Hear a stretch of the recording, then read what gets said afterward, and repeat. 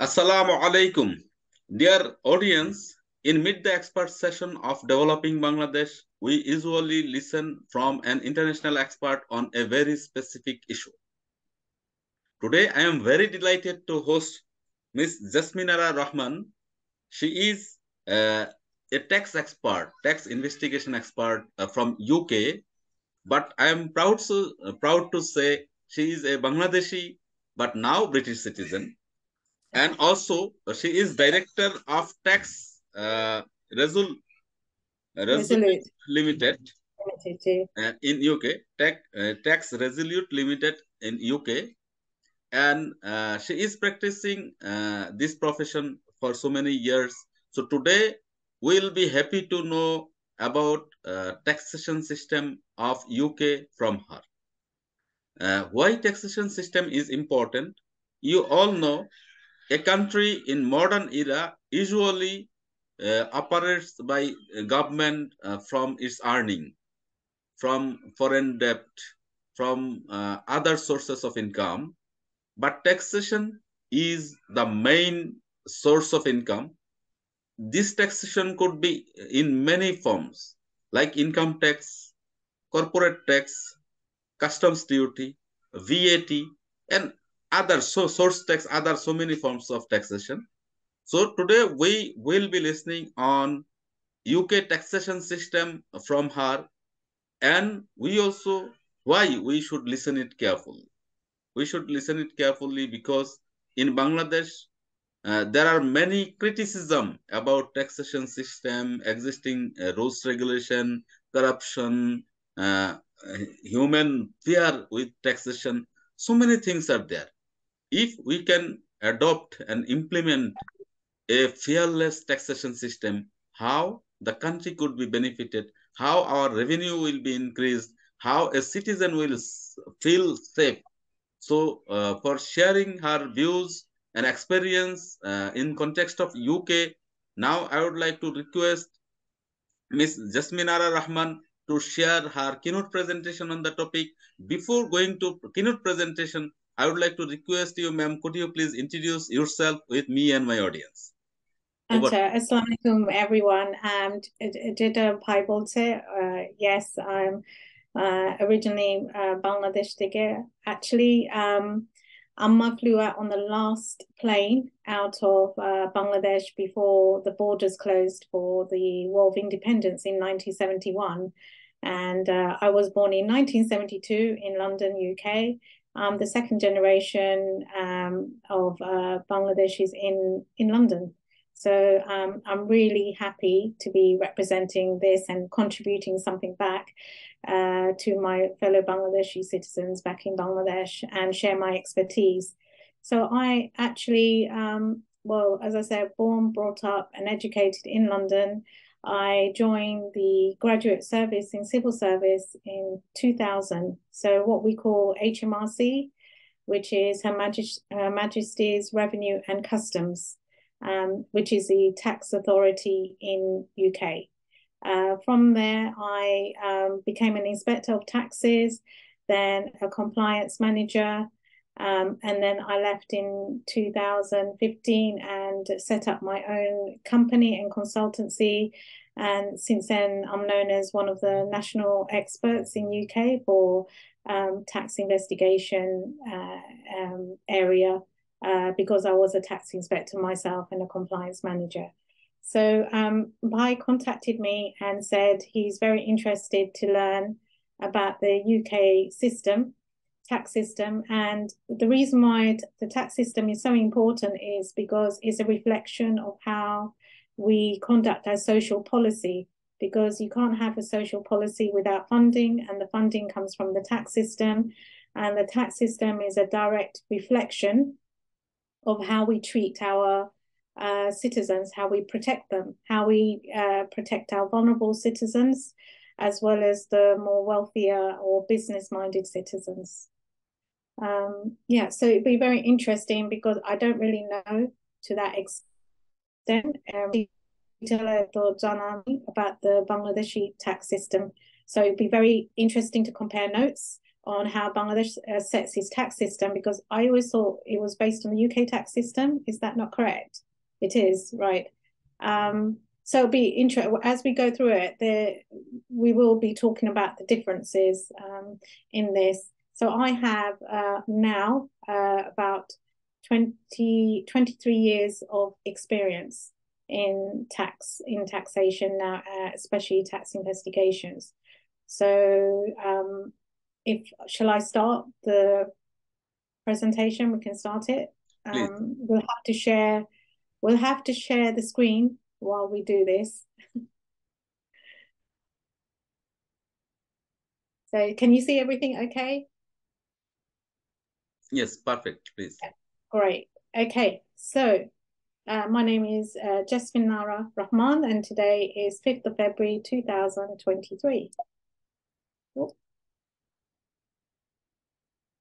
So this is the British tax system in UK, and HMRC collected £714.8 billion in 2021 to 22. Our tax year is actually from April to April. Is that the same for Bangladesh? Bangladesh eki olsa? Yeah, April to April. Good. In Bangladesh, it is July to June. Is it July to June? Yeah, For us, yeah, it could be the seasons. It could be a difference in the season, but in UK, it's mainly 5th of April, 6th of April to 5th of April. It is the main tax year. It's a bit different for corporation, tax-wise. But these are the central taxes, income tax, corporation tax, value-added tax, which I'll go into more detail today. Then we've got capital gains tax, inheritance tax, insurance premium tax, stamp land and petroleum revenue taxes, environmental taxes, climate change and aggregates levy and landfill tax, customs duty and excise duty. But the main brunt of the tax is actually collected through income tax, corporation tax and value-added tax. So these are really the three main heads of tax that the majority of the tax is collected via. And the rest are, as you can see, they are a specific technical areas as well. Okay, so if we go to the next one. Right, the main one is income tax, and there's two ways it's collected, the income tax. So we have pay-as-you-earn system for salaried employees, and that's directly collected at source by the employers. Okay, so all of those who have a salary, receive a salary from the employers, it's collected by the employers. So from what I understand in Bangladesh, it's the employees who submits the return on a monthly basis. Is that correct? And it takes a few days for that to happen. Because we had an interesting conversation about this yesterday. No, the employees don't actually do anything here. They don't need to submit anything. It's actually the employers who submit on a monthly basis. And that has been changed in the last couple of years to real-time information. So like I'm an employer myself. I have several employees. At the end of every month, so it's now February, on 28th February, I will submit online real-time information this month, the salary for that I have paid to my employees this month, at the end of this month. And that is done online via me. My employees don't have to do anything. There's nothing for them to do at all. So it's all collected at source. So I pay the national insurance, which I'll go into more detail later on. I mean, I don't have to personally do it. Normally we have someone who does the accounts in the company, and on behalf of the company, they submit the employer's pay-as-you-earn return on a monthly basis. Before it actually used to be quarterly, but it's now changed in the last couple of years to a monthly real-time information now. Everything is now online. So that's the main way that income tax and also national insurance, which I will go into more detail later on. Then the other way is the self-assessment. And that is usually for independent professionals or freelancers, and even like businesses that are not incorporated, that are not companies. So, and the key term is self-assessment. So the self-assessment, everyone who falls in that category, they self-assess their income and submit it to HMRC. So from what I understand, you have what tax inspectors, officials coming to tell the company, you have to pay this much. That doesn't happen here at all. It's the businesses or the individuals themselves who, based on their records, they determine, okay, this is my turnover for this year, these are my expenses, and this is my net profit, and based on the net profit is the tax is based on.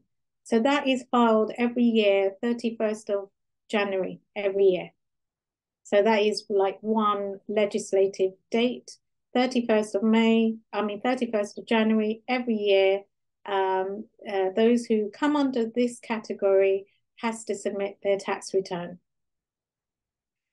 So the thing about income tax is this applies to everybody. The first 12,570 is called personal allowance. That personal allowance is not taxed. No one gets taxed. Only those who earn over £100,000, the personal allowance is reduced on a sliding rule. So those who are wealthy enough that don't really need the personal allowance, they do not pay. Their personal allowance is taken away. But that personal allowance is a safety barrier for those who are on lower income, so they don't have to pay tax on the first 12,570. This changes every year, so it goes up a bit every year. But because of the recession and COVID, the aid, the financial aid that had to be given to everyone under COVID, our personal allowance has actually been frozen for the next 5 years. So that's why we all like professionals, accountancy professionals, business individuals who have to pay tax. This is why we keenly wait to hear about the budget every single year, because it's the budget that sets the rates, any changes, the personal allowance and so on, which will affect all of our calculations and determines how much tax we're going to pay. So we have, because this changes on a yearly basis, or maybe not change, but we have to keep updated on a yearly basis. Okay, so this is the income tax for 2022 to 23. And I think it's going to be frozen as well for the next few years. So we have the personal allowance, which you can see here, which I was discussing. The first 12,570 is at 0%, and that protects those who are on a lower income. Then we have the basic rate, which is 12,571 to 50,270. The next basic rate, taxpayers, they pay 20%. And then anything higher rate, anything over 50,271 to 150,000, they pay 40%. And then any additional rate over 150,000, they pay 45%. So it all depends on the threshold and how much you're paying. So the more you earn, the more on that part you pay 45%. So it goes like this: the first 50,000, first 12,570 of any, it doesn't matter what your income is, unless it's over 100,000, that's tax free. Then the next slot, the next slice, anything between 12,571 to 50,200, that's 20%. So you've got the next slice is 20%. And then the next slice, anything from 50,271 to 150, that is 40%. And then the next 50,000 is 45%. So you have different tax rates for different levels of income. So I'm not sure how that works in Bangladesh. Is that the same? No, actually, this 12,570 pound, it is almost 12 lakh Bangladeshi taka. But ji. in Bangladesh, it is 2,50,000 only, the ceiling. Okay. There is We 12 have lakh. to look at the relevance in you know, the income. So, for example, and this is what I used to say to my relatives in Bangladesh as well, because when they used to hear, like, oh, you earn that much money, you know, that's a lot of money you're earning. But actually, if you think about it, our bus fare is like nearly £2. So, dushataka, just for short bus fare. And, you know, to buy like bread is now also nearly £2, dushataka. So everything has to be relevant to the cost in the country. So people are actually struggling a lot in UK at the moment because I'm not sure if you heard, but like the energy crisis bill, cost of living crisis at the moment is going on. Because our energy bill maybe on average used to be maybe £150, but now that's gone up to like £300-400 per month. For some other people, yeah, one case I've heard gone up to £750. So the energy bill in itself has gone up a lot. And then you've got the cost of our goods have also gone up a lot. And really, that 12,570 in this day and age, no one can live on it. Nobody. We can't. It's just not feasible. The rent, if you're even mortgage or rent, you're renting out a place, minimum it'll be £1,500, 1,200 to £1,500. So we're looking at cost definitely about £15,000 just for somewhere to live. But the personal allowance is 12,570. So I think you can appreciate in this country, you can't live on Same that here. money at all. Mm. Same here. For example, if you have to live in Dhaka or Chittagong, any cities with your Mm. family for Mm. 1 year, so if you have to rent your house, then it will take at least 8 to 10,000 taka for a very moderate house. So Yes. 10,000 taka, if 10,000 taka is your house rental, then Yes. you have to eat yourself, fooding cost, utility bill, and other Yes. services. Then it will take another 12, at least 10 to 12,000 taka. So Okay. 22,000 taka, Bangladeshi taka per month. It is impossible to live in Dhaka city. So, but Mm. our threshold is 2,50,000 taka. That means Mm. it is quite difficult to live Tough. to Mm. sustain. So the threshold is also difficult here in Bangladesh as well. Please proceed. We'll Um, discuss that. yeah. And thing is, because of COVID as well, our personal allowance actually has been frozen for the next 4 years now. And this is going to be like a stranglehold as it gets tighter and tighter, and everything, increases in price as well. So anyway, that's interesting to see in comparison to Bangladesh. Okay. So I thought it'd be interesting for all of you to see how we do our income tax, because uh, to say it, I can say it to you, but you don't get a feel for how our system works. So this is what our tax return actually looks like. So the address, the date, our information would be here, our address would be here, I think. And then, sorry, it's a bit blurry, but we go online and we actually have to put the figures in. So this is what happens. We go online, and on here, there's all the pages that we would add. So if we have property and we've got rental income, we would put in the beginning, yes, we've got rental income, and the page will come up and be added on this side for rental income.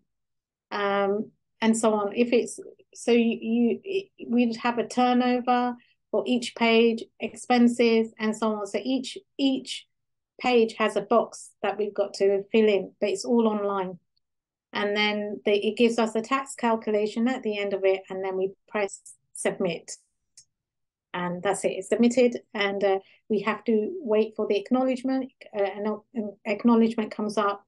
So every year, HMRC systems is overloaded 31st of January because there's hundreds and thousands of us submitting our tax returns this way. But it's still in, like, compared to the larger majority, is actually submitted by the employer through the salaried individuals. So yeah, so this is what it actually looks like. We have a government gateway account. All of us are given a government gateway account. We get the account number, we get the password, and we go in and then we say, yes, we need VAT, we need for pay as you earn, we need, and it can all be under one government gateway. So everything is online. It's nothing really is on paper, but we have the option to submit on paper. But if we do, it has to be submitted a few months earlier to allow for HMRC to do the calculations and send it back to process it. So that's got a separate deadline. It's got to be 31st of October. And this one online, it's 31st of January. So I don't know how that is in Bangladesh. Is everything still on paper in Bangladesh? Yes. In Bangladesh, everything is still on paper, as well as it is not monthly. We have to submit the income tax return once in a year. So yeah, ours is once a year. Yeah. Once in a year, as well as the documentation calculation. There are several pages. You have only 3 pages as login, then 2 pages. But no, I haven't showed everything here. It can be pages long. It depends on what you do. So supposing you had, like, you got a salary, you're getting a salary, you've got a business, online business, you've got rental income, and maybe you've got capital gains tax as well. You opt for the pages. So you get one for salary, you get one for your business, and you get one for maybe rental income, and go on, and you go in and you opt for the pages and you fill it in yourself. So it could be like number 14, 15, 20 pages long. You have to go in and customize it for yourself and go for the options for what you need. This is just a sample to show you how it looks like online, each page. That's it. It's just a sample so you can have an idea of what we actually do on a practical basis. This is what it looks like. So actually, once you submit, fill up the return form, then you have to go to your zonal office for income tax collection. You submit everything in a bank account, then go to the income tax office in your zone, then submit it. After submitting, after a few days, 1 month, 2 months, or 3 months, you will get that certification or acknowledgement at the time. But it was very complicated. But now government take a special initiative, a very praiseworthy initiative, that is they are doing an income tax fair in November every year. So in this fair, if you submit, then the questioning, I mean, the interrogation is somehow skipped here. So people usually submit there. Otherwise, in the zonal office, you have to be interviewed with a lot of tough questions. So now it is being popularized to submit the return in income tax fair. If it is online without a physical visit to the zonal office or income tax office, then I hope people will be more encouraged to pay tax, because now taxation is somehow a rare thing, out of box thing. People are fear of it. We have to make it popularized. We have to make it easy, and so that the taxpayer feels safe. Yes, I am submitting my return. I will not be punished for that. Now there is a chance if your file is somehow interrogated, and then you will be punished. If though you have calculated all the genuine things, but it is difficult to defend yourself while they start questioning. Therefore, this is the reason people fear it till now. We have to popularize it somehow, please. So I mean, that's how it used to be in UK. You had to submit it beforehand, but it hasn't been like that since 99, 2000, when self-assessment came in. And it literally is, you self-assess yourself and you submit it. And since we've gone online, it's even easier to submit online. We do have, obviously, accountants have their role to play, because a lot of individuals' business, I mean, the accountants are the one who have the knowledge on how you can declare all your expenses, what allowances you can claim, what reliefs you can claim. And so the job is done properly. But for small business where there's not much, then, it is possible to actually do it yourself and submit it online, especially if you're an individual and there's not much there to declare. It's less onerous for them to do it themselves. It's not, we don't need to wait for anyone's approval here to submit it. We just submit it. And Yes, I think that's this is what's the beauty. This is different. the beauty of the system, online system, Yeah. digitization.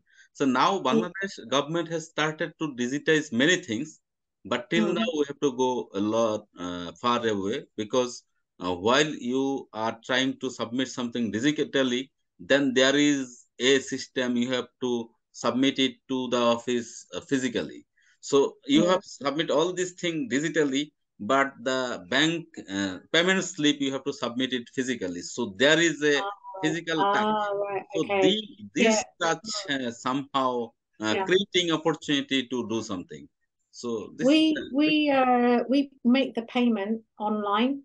So as soon as this is done, we make the payment, and also we have to pay, like, we've got like 3 dates payments have to be made. So we've got the first payment for the following year has to be paid for 31st of January. So 31st of January can be a bit much, because you're making the balancing payment for your tax return. So by the time you submit your tax return, you're giving the final payment, that's it, finished, balance is paid. And then you're paying the first payment for the following year.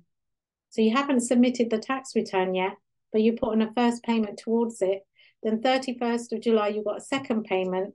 And then when you submit the following year, 31st of January, whatever balancing payment there is, you pay it. So that's how the payment, and it's done online. We don't need to physically give a slip or go into the bank to pay it. We can do it.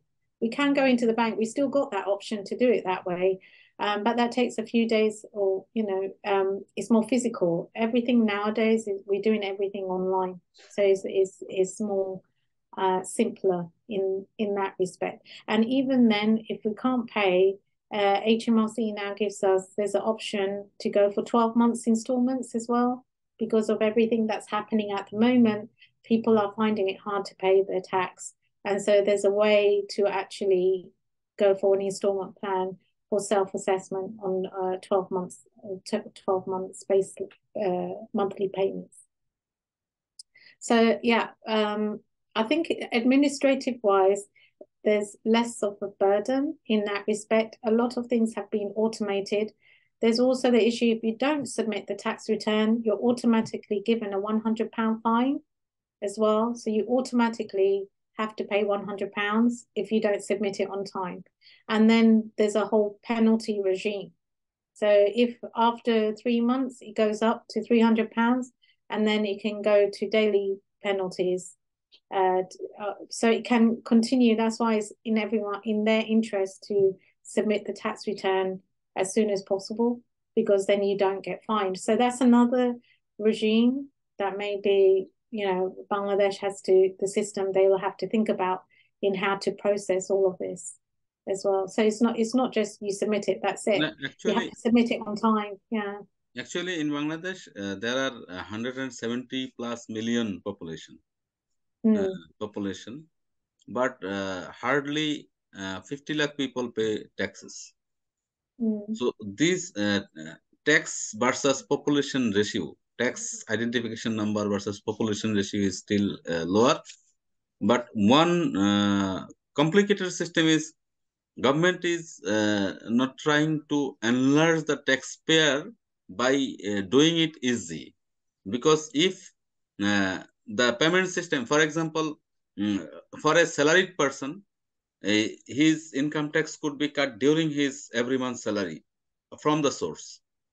For a businessman, even he never keep his money to his home. He deposit it to his bank. So every year, after every year, there should be a system so that it could be cut from the source. So and the person, he can only declare the in a simple form, so that how much tax as income tax, how much tax as VAT or other forms he paid per year. So if it is easier to pay, and without any harassment. Important thing is harassment as well as questioning. So without any, then obviously more people will come to pay tax, because if they don't fear it, they will be encouraged. Similarly, the taxpayer should have the honor and respect from other aspect as well. For example, in UK, you are paying taxes as well as you have a security feeling that I will get the health care if I need completely. Then you are secured that if when I don't have any job or I will be jobless, then I will somehow will not die in road without food. So this these types of sense of security has to be developed through government. I mean, state That's why provided benefits. that's why I was saying the tax system is very important to implement the social system, the Yes. social policy, because you need the funding to put that in place. And I will go in a bit more detail about the national insurance, which is what you're discussing there. So this is the income tax, and I think the onus that is different between Bangladesh and here is the fact that you don't get questioned when you submit your tax return online. When you do get questioned, that is when people are that people do get intimidated by that here. So HMRC, when they do conduct a tax investigation, is quite thorough. And that's when they will ask for your bank statements, for all your records. They want you to explain why you put this figure here. How did you get to that figure? What happened here? How do you get to your net profit? Can you give us the records for your expenses? And that's when that line of questioning takes place. They want you to come in for an interview. So in ours is more of an exception when that happens, whereas in Bangladesh, it's a norm. I think that's the difference. Yes. Okay, so if we go to the next one, corporation tax. So most companies pay 19% corporation tax. That again changes on a year-to-year basis. At one time it was 15%, then 17%, and then 17 and a half, I think it's 17%, and then 19%. But in April 2023, this is going to go up to 25% with profits of over 250,000. But for profits of £50,000, it stays the same at 19%. And anything from profits between 50 and 250, there's going to be a sliding rule. So it will go up a bit between 19 and 25%, depending on what your profits is. So for the first time, we're getting a corporation tax of 25% for over 250,000. So, I mean, that's a new thing for us. I understand in Bangladesh it's a flat rate, just 25% for everyone. Okay. Oops, sorry about that. No. It is not 25% for everyone. In Bangladesh, there are sectoral differences. For example, for few sectors like export-oriented firms, they are enjoying comparatively lower slab. For the others, it starts from 12% up to 45 or more, even more. So in general, in general, the rate is 25%. In general, even 22.5% for some sectors, then 25, then 27, then 30, 35, 38. And so every different sectors, they have to pay different taxes. So this is the complexity here, because for the banking and insurance sector, this is one type. For other sector, this is other should. So Okay.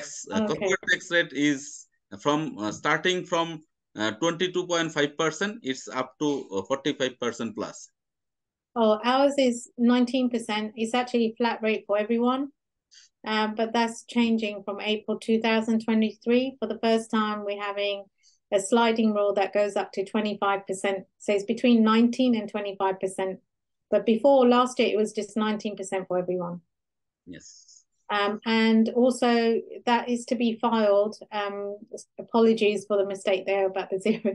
That is to be filed every 12 months. So the accounting periods are different. It might be different dates, but it's 12 months. So you could have a company was incorporated in like May 2022 or 2021. The 12 months will be up in April 30th. So that's a 12 months. And then you have to submit it on 1st of May 2023, 12 months. And so it's like 12 months behind. We have the option of filing at the same time with HMRC and Companies House. So we can do it at the same time, and that reduces the administrative burden on us. So we can just submit it at the same time to Company House and HMRC. So it's two different organizations.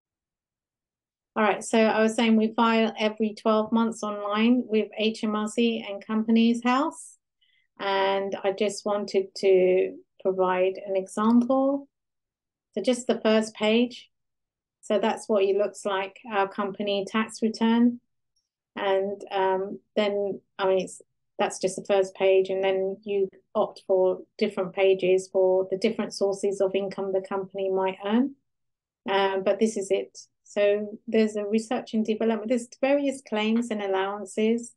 And again, you go in and you customize what you need to be included in the company tax return, and you submit it. So to HMRC, a slightly different format with Company House. Company House doesn't have everything as much detail as HMRC has, because HMRC needs more information for our tax purposes. And the tax information is kept between HMRC and us and the company. That is not shared with the with Companies House. So again, it's profits that we get taxed on. So if I go on to the next page, the other main tax is VAT, which I know Bangladesh also has. For us, if a company or trade turnover exceeds 85,000, then it's 20% VAT. And it's the standard rated VAT is 20%.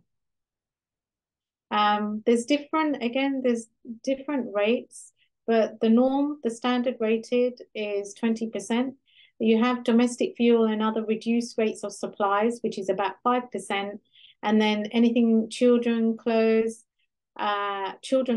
books, newspapers, and any goods exported to non-UK countries is 0%, is zero rated.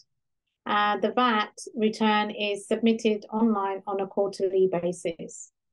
But normally it's 20% VAT standard rated. There are like other schemes that you can, like the flat rate turnover, where you just do it on a percentage of the turnover, and you don't need to really worry or fuss about the expenses, the input VAT. So there's various schemes that are available to make it easier and less onerous on the company or the trade, where you can just do a percentage of the sales once you've declared the sales, and then that's it. You don't need to worry about the input VAT. But in general, on average, the rule of thumb is 20% standard rated VAT on output tax and input tax. So the return kind of looks like this. Not exactly, but it kind of the same headings are there. And you put VAT due on sales and other outputs, which is here.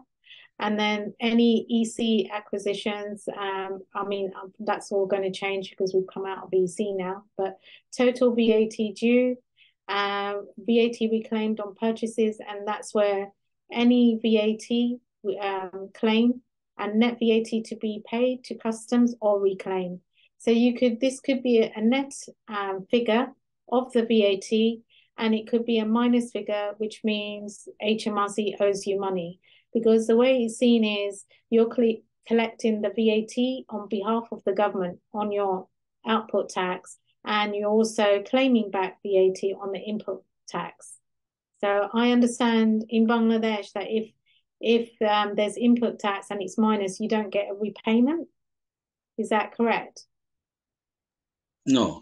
Actually, if sometime we pay more, then it is difficult to get it again, because everything is possible without the rebate into cash. Just you cannot encash the rebate.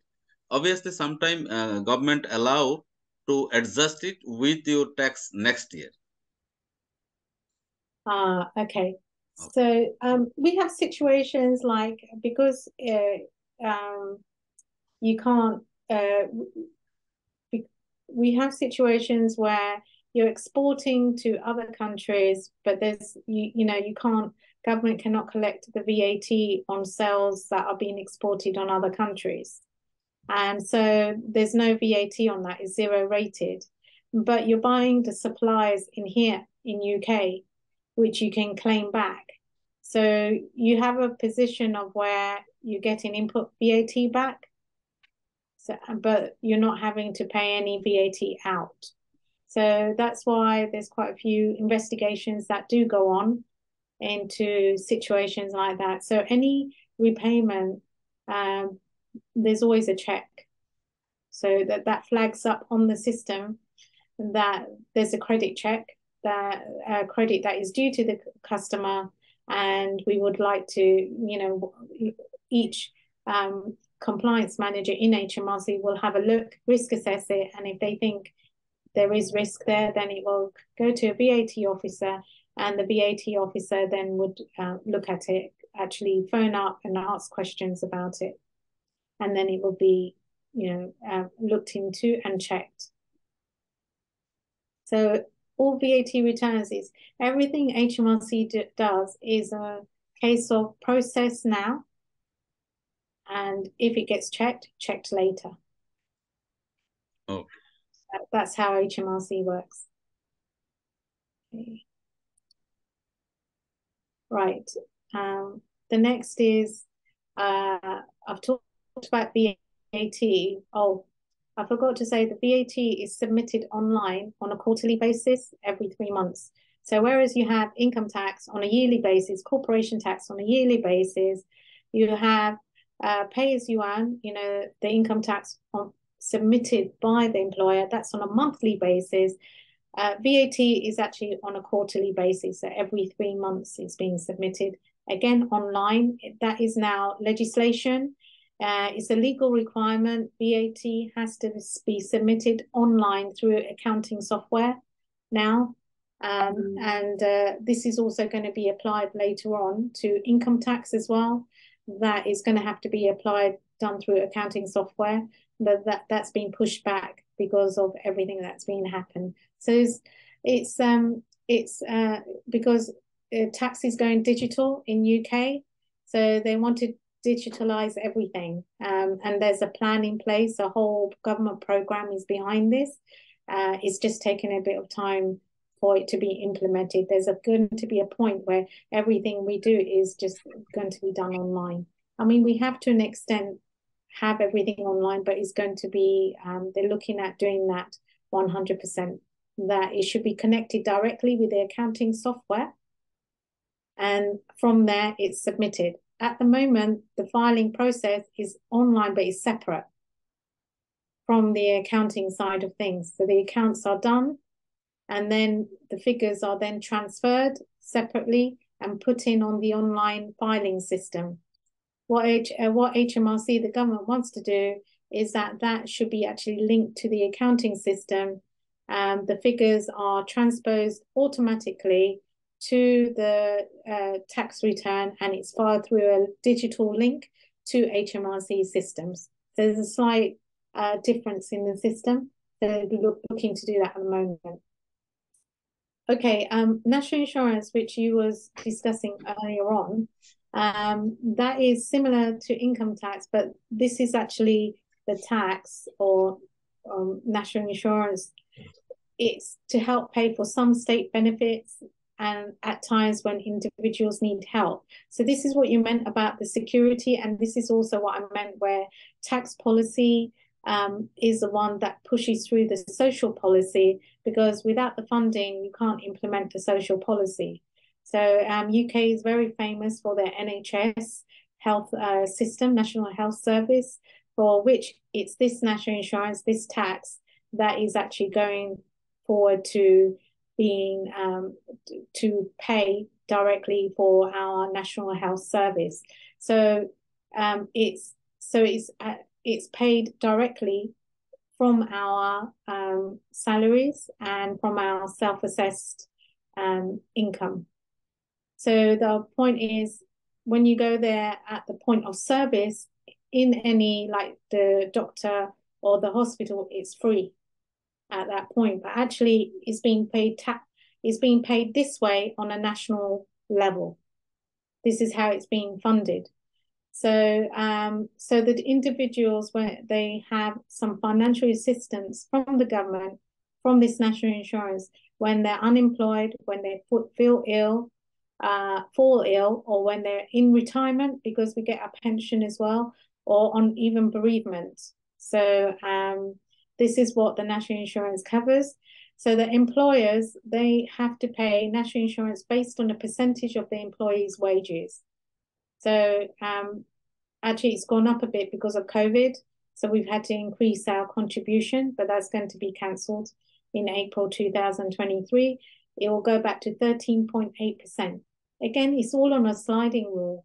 So anything above £175 a week that is earned by, which is earned by the employee, they pay 13.8%. The employer paid 13.8% on top of that. Okay. Also, all employers have the first £4,000 of national insurance they pay is called an employer's allowance. They don't have to pay any national insurance on that. So there is an allowance for smaller companies. The first £4,000 of national insurance you have to pay, is exempted, like the personal allowance in the income tax, similar kind of rule. So you have the employer side, they have to pay the employer's national insurance on behalf of the employee, which all goes to a pot for social security benefits, National Health Service, and so on. So that's the employer's duty. The employer has to do that. But then you have the employee as well. The employee also has to pay national insurance. So they have to pay 12%, anything over £242, and then anything over £967 in a week, another 2% on top. So normally, it's 12%, and then you've got the employer, he has to pay another 13.8% on top of the salary. So this is the system that actually is keeping all of the funding the national insurance, National Health Service, retirement pensions, bereavements, unemployment benefits, and so on. So this is what's keeping all of that going. So individuals, we all have to pay extra in order to safeguard our, security. So if we fall ill and so on, that's the safety net that you was talking about earlier. Again, it is collected in different ways. It's done on the pay as you earn, which I showed earlier on, RTI, real-time information on a monthly basis. And then it's also the income tax, the self assessment that is submitted on 31st of January every year. And also through the corporation tax, where they also declare it as an expense, because it's an expense for the company.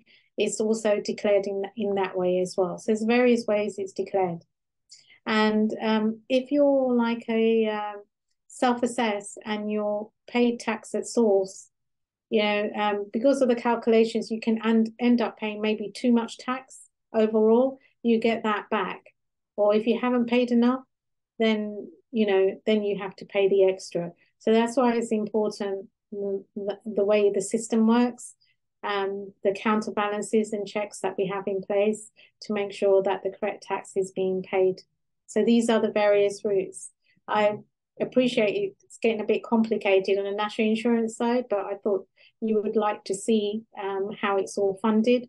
That is actually the employer and the employee, both of them, who are contributing to national insurance in order to cover the National Health Service and unemployment benefits and retirement benefits and bereavement and so on. Okay. So this is a pay as you earn. I just wanted to show what it looks like, the RTI, and this is actually the summary that we get after we submit all of the information. Again, it's not long-winded at all. You put the information, how much they pay, and the software allows it all to be automatically calculated now. And then it's submitted, and then you get the summary back. This is what you get as a submission that you can keep for your own records. Okay, this is the government gateway I was talking about. I thought you would just like to see what it looks like. So we get the government gateway user ID, which is here. And then we get the password, and then we go in, and then you can go for VAT, pay, it's all got its own sections, corporation tax, pay as you earn. We've even got money laundering registration as well through our government gateway, income tax as well, self-assessment. So everything is done online through our government gateway accounts, and we can have more than one. You know, we don't need to, we can have a couple. Depending on the purpose. But everything is now done through the government gateway, everything. Okay, I thought out of interest, I put this in because I deal with investigations. So I deal with the point where this, like if I go back, this has been submitted and it gets picked up for investigation. So HMRC then, oh, there's something a bit not quite right. The ratios aren't correct. Like the expense is too high and the sales is too low. So this there's risk assessments that go on, and HMRC says this doesn't look quite right. It pops up, it flags up in the system, and then they will do a further risk assessment. So we have a whole department called RIS that does the risk assessment, which then goes on. Then it gets allocated to compliance caseworkers. Not only that, but when the risk assessment is done, HMRC has a third-party information database, which is very, very powerful. It's actually called Connect. And on Connect, it has access to a lot of many third-party sources. So it's got connection to where we register our cars, DVLA, to the pensions, other areas of the government, even our credit rating agencies, our voting list, valuation office. It's got access to land and registry as well, so they can see which individuals has what properties where. So not only that, HMRC also does further checks.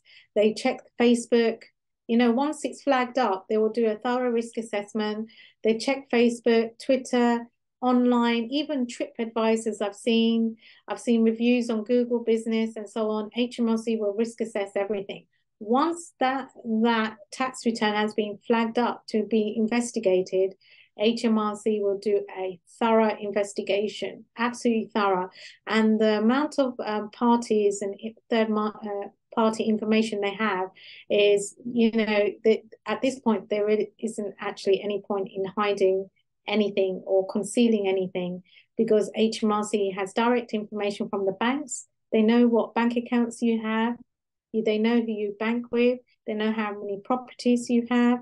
They know who's living in those properties. They know who you're with you. They know what type of car you've got. So they have access to a lot of information. Not only that, they've also got access to the actual merchant acquirers, the card information. So any payments that have that the company receives or the business receives, any card payments, they have access to that as well. So they can see like how much payment is being made to the business by card. So they have a lot of risk profiles, which, for example, restaurants have come up on. So the restaurants have come up and they say, we know that you actually haven't been declaring all your online sales, because we can see from your card sales, it doesn't match up with what you're declaring on VAT, because VAT you're getting on a quarterly basis. So HMRC has access to a lot of third-party information that probably in Bangladesh, they would have to do it manually. You know, you'd have to look at that and do it manually, and not as with such easy access that HMRC has at the moment. So that is probably the thing that keeps people, you know, think, okay, we need to make sure that we submit our tax returns accurately, because HMRC is keeping an eye on the trends, on the ratios, on any risk that gets flagged up. And once HMRC investigates it, it can be a long investigation. So I haven't seen any investigation that is quite rare, less than a year. That's how much detail they go into. At the same time, HMRC also has a lot of voluntary disclosure programs as well. So where they may prompt the taxpayer kind of saying, we've seen something and we think you haven't been correctly declaring your tax. If you want to declare it, if you want to put that right, you can submit a disclosure here. And so that way the taxpayer thinks, hang on, HMRC knows something and they're right, because I haven't actually declared this as I should have. So they're given an opportunity to declare it correctly with a penalty, but it's still a better position than if HMRC prompts the investigation, because it'd be more costly for the taxpayer and the penalties will be a lot higher. So there's various, again, counter checks and balances that are going on. So that's kind of an outline of what I've given of the main taxes, because we've got capital gains tax as well. So that is when the house, apart from if you're living in the house, you don't pay capital gains tax on that. But if you have other properties and you've been renting them out, or you know you have more than one property and you've not lived in them, because they deem that when the value goes up, you've made a profit, and therefore the British government says you should pay a tax, because that is an asset that you have gained from, and therefore you need to pay tax on that. So the basic rate, which for income tax is 20%, but for capital gains tax is 18%. And then you've got the higher rate. So when you reach the over 50,271, you pay 28%. Again, that's like the standard kind of capital gains tax. There are exceptions to that. And similar to income tax, where you have 12,570 personal allowance, you also have 12,000. The first 12,300 is tax-free of any gains that you make. Is that you know, we've compared quite a lot with Bangladesh as well, the system as well. Actually, it is everything is online there. So how much you are getting payment by selling anything online, it is recorded. And how much payment you are making to XYZ companies, your partners, it is also recorded. So it is easily identifiable. But in Bangladesh, as many things here, we are doing over cash, as well as out of banking network, out of banking channel, all the briberies, all these, everything. So therefore, there is a scope to hide it. But therefore, we should move towards digitization, towards online transaction, towards cashless society. then obviously this system will be implemented in Bangladesh as well. So this online system, it is not only ensuring your satisfaction or ease of doing things, but it is also ensuring that there is no space for corruption, no space for hide and seek. So it is great. It is great. But hopefully it will be implemented in Bangladesh very soon, but it will take time. So the cash was in my inspector training. Cash was always seen as a huge risk area. Yes. Cash, because you can't trace it, as you said. But there's always ways to calculate from an accountancy perspective, to see where the holes are in the accounts, because it doesn't make sense. So Actually, yeah. this is the reason why anti-corruption drive gets stronger.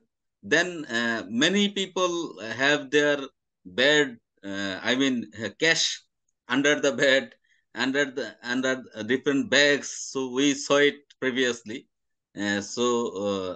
From every sphere of the society, every part of the society, there is people, political leader, there is people, bureaucrats, there is others as well, businessmen. So if you have a some safe place to hide something, obviously people will take the opportunity. Therefore, our tax, not only taxation system, also banking system, as well as resource transfer system, everything should be online as well as cashless. Then we will have such a society where everything will be transparent.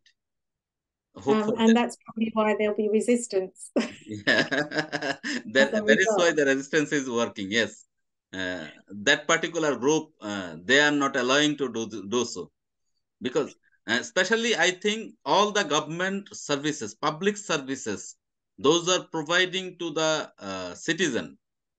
These should be digitized first, because if I get something digitally without paying any bribe, without visiting any office, without giving any reward or award or something, so then if I get all the public services here, then obviously I'll be used to pay my taxes, pay my other government payment online. So while people will be used to in online and cash transaction will be reduced, then obviously this sort of corruption and other things will be controlled. As well as government will get maximum revenue in any form, income tax, VAT or customs duty in any form. Online transaction, this sort of check and balance system, what HMRC is doing, should be adopted. Otherwise, the people, the middle class, those who are really salaried person, they are tiny taxes, uh, very minimum amount of tax. They actually they have to pay. They are the regular payment, but the large businessmen, large corporation, just government has to look after who are the people just draining our resources, cash money into switch banks. Just they have to check it. The issue is there has to be a vision, and there has to be will. There has to be political will to implement it. Yes, And that goes everywhere. And that's why, as I get older, I start to understand more and more how important it is to have that vision and have that ideal in order to move towards it. And yes, if the policy or the political will is not there, then you can't move towards it. And that's the issue with Bangladesh. It's a new country, and as we were discussing yesterday, it has a very strong entrepreneurial spirit, which is like excellent. I think that area historically, the area even before it became Bangladesh, it has been known as a strong commercial and entrepreneurial area for thousands of years, to the extent it was even mentioned in Roman history. that area. And Bengal was always known to be a very rich, lucrative area, a rich source of trade and commerce. Unfortunately, in the interim, during the colonial era, that's what brought Bangladesh down in that area. But now I'm glad to see that spirit is coming back again. But it really does Actually, come down to combating the political issues in order to stabilize the country. now, actually, in the colonial era, we were depressed, we were suppressed, we were oppressed, many things. But Mm, now, our own people, they are suppressing us, they are mm, depressing us. This is the more pathetic area yes, because now we are not colonized. British yes. or Portuguese or others, they are not here to rule us. They're We are not ruling colonized, but ourselves. But I till now, would, yeah, but they're Ganesh, doing it indirectly. I wouldn't say it's not so direct now. They kind of move towards a more indirect means of yeah, yeah, influencing global policies, including Bangladesh. And I think it's quite admirable that Bangladesh, a small country that is between India and Pakistan, is still, maintaining its stability to an extent, but also yeah. economically doing much better. I mean, that is Actually, ma'am, something to be we admired. have more scope to even do better than this. For Mm, example, if you have X amount of money in the UK, in London or any other cities in the Great Britain, this X amount of money, if you invest here in Bangladesh, you can earn even three times, not mm, twice, three times you can earn. So entrepreneurial opportunities are there because we have 170 million plus population here. These mm, in the South Asia itself, the income of the mass people is increasing. So savings is increasing. While savings will increase, they will consume more. So it is mm, everything is okay. Even regarding the entrepreneurial opportunity, I will say it is even greater than Europe or any other parts of the North America. It is opportunity is more here, but we cannot utilize the opportunity fullest due to this sort of the political, political administrative, instability. Yeah, administrative and as well as good governance. yeah. All these And issues that's are what there. it comes down to, isn't it? Even, I mean, I'm sure we can all agree there are some levels of, you know, let's say, issues every government does have. But there needs to be a certain point where there is stability and where there is a good tax policy in place, because it really does reflect on the social position of that country, how you protect the vulnerable, and how you implement, commercial good health, economic good health at the end of the day. And that's why tax policy is actually so important in the way you conduct it. So the fact that tax policy isn't very well conducted in Bangladesh, you're not Bangladesh won't be able to develop to that extent without a good tax policy in place, or without, good, because I know, like in Dubai, there isn't any tax position, isn't it? But they're rich in resources, for example, in oil and so on, that allows them to fund the whole country, just as, the other countries like Lebanon, at one point, school was free, health was free, education, everything. It was quite a well-sustained society because of the profit that they gain from their own oil industry. So yeah, Now, it's you need to actually, have a if you political want to know, insight. actually, ma'am, if you want to know about the policies, we Mm, have the best policies of the world. But in terms of implementing those policies, we mm. are the worst nation. We if you would like to analyze on the policies, even tax Okay. policies or industrial development policy, SME development policies, and any other sectoral policies, Mm, we have the best policies of the world. But in terms of okay. implementation, we have lack of coordination among the government entities. We have Mm, lack of infrastructure facilities to implement it accordingly. We have lack of political will as well as bureaucratic will to implement it accordingly.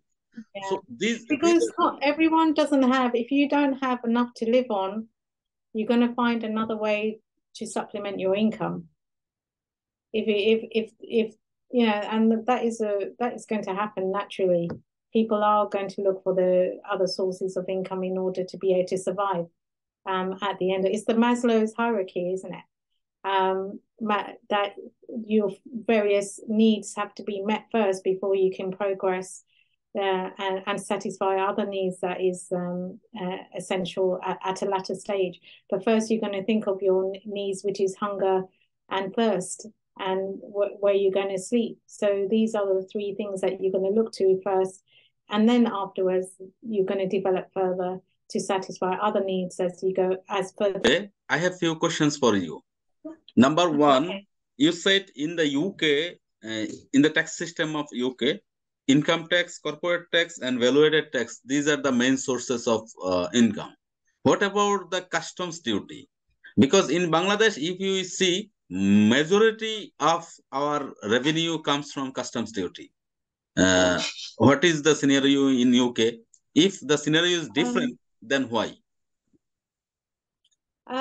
Customs duty again, because actually that is not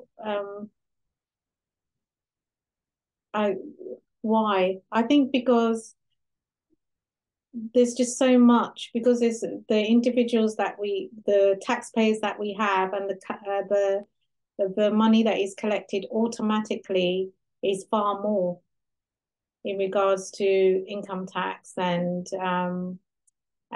yeah, income tax payers. Is it like this? Is it like this? Then UK is importing or exporting less product than Bangladesh? I couldn't say because I haven't done any comparison, but it'd be good Okay. to look at that going forward. I haven't done a comparison between the two. Actually, as per my assumption that Bangladesh, we have even less transaction, I mean international trade than UK. But one thing would be there, as UK is partner of many free trade agreements, as well as a developed country, they have to reduce their rate of customs duty to provide benefits to the counterparts. So their customs duty, average rate of customs duty is less, but they are making it up with the collection, huge collection from the income tax, or especially from the VAT. It could be like this. So my second, just comments for employer is submitting the return, not employee. So Yes. Employee don't have to submit anything for his income tax purpose. No, the only way they would have to submit something is if they've got an income under self-assessment.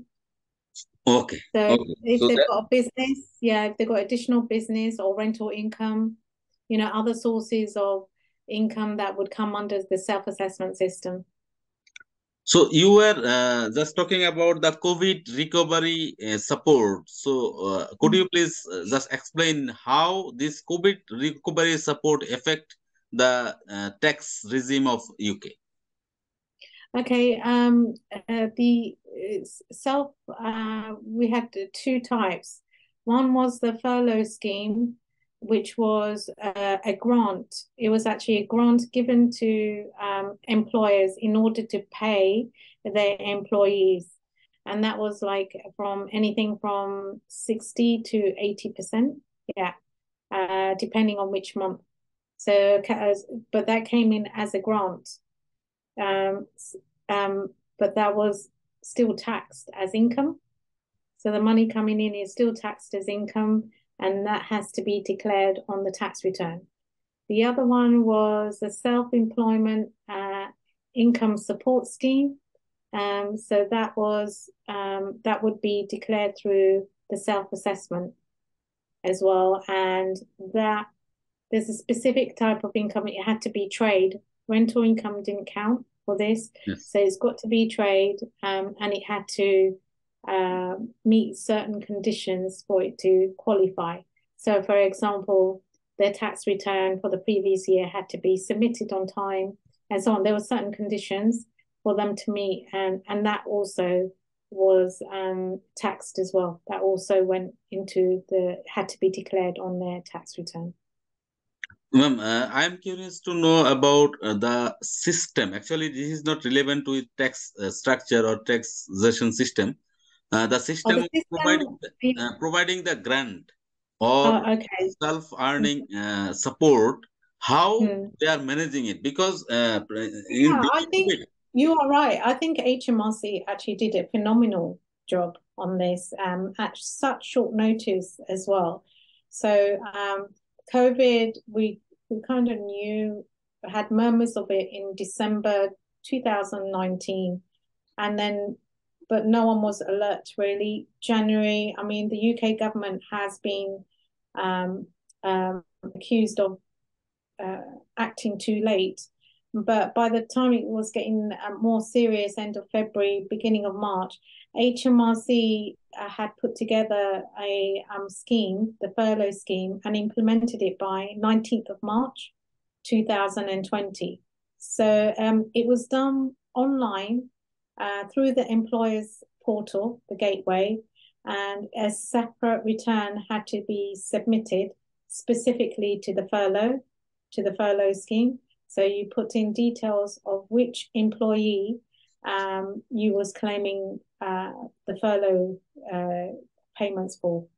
And then that money the return submitted, and that money would come into the bank account according to which you provided the details. So that's how that happened. And the same as well through the self-assessment income tax portal, the same thing. There was like an additional return page had to be submitted in order to get that the grant to come through. Actually, this is the return submission part. You know, during the COVID period, the government of Bangladesh decided to provide support to the root level people. So once they started collection of their mobile phone for mobile financial services, and there are cases, newspaper report, according to newspaper report, that one person has submitted 25 or even more account, mobile service account, but others, those are eligible, but they cannot reach towards that particular list. So there was a very big scandal. So why in the UK this sort of scandal is not happening? What is the difference? Oh no, that's not true. Yes, that's not true. There's a huge scandal. They're saying HMRC estimated £4.3 billion of tax fraud has taken place. COVID loans as well. There were COVID loans, the bounce back loans were given out, and a lot of fraudulent activity definitely went on at the time, and a lot of money has been lost. No, there's a huge scandal that's going on. Not only that, the PPE. I don't know if you know about the equipment. Yeah, personal protection. Yeah, personal protection equipment, which the government is still being examined or accused of, and there's still investigation going on where the government, their connections, the Tory government connections, gave large contracts to people who should not have got it, whose companies were not verified. And really, it was literally through connections that billions of pounds was given away. So no, there's a lot of scandal that is going on here, and politically, a lot of people are not very happy with the government at the moment. Okay. Actually, my next question would be a generalized question. This is regarding the overall taxation policy, overall taxation structure, the system. How, as you are an expert in this particular field, you have 23 years, even more experience in tax management system. So in Bangladesh, the common problem is we are afraid of, because if you think you will not be punished, you will not be, questioning, then many people, even the poor farmer, will be ready to pay 1000 taka, Bangladeshi taka, as tax to the government exchequer per year. But in most of the cases, people are not entering into the tax net due to this, they're afraid of, due to this fear. How we can get rid of this particular fear? What sort of, what sort of system has to be adopted? I think, like you pointed out earlier on, where the administrative burden is not as heavy. I think where they make it more easy to submit their returns, and it's an easy process to make payment.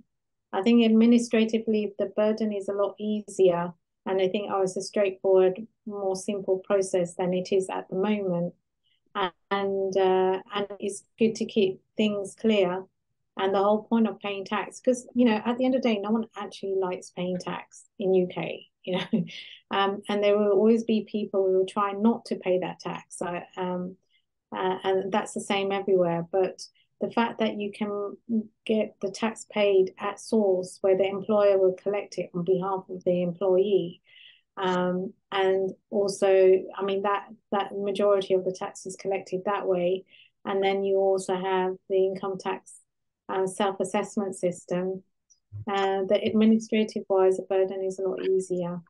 And you can see where that the money at the end of the day, I hope, is being actually allocated to the resources that we need as a society. As you said, earlier on, we have a social security net.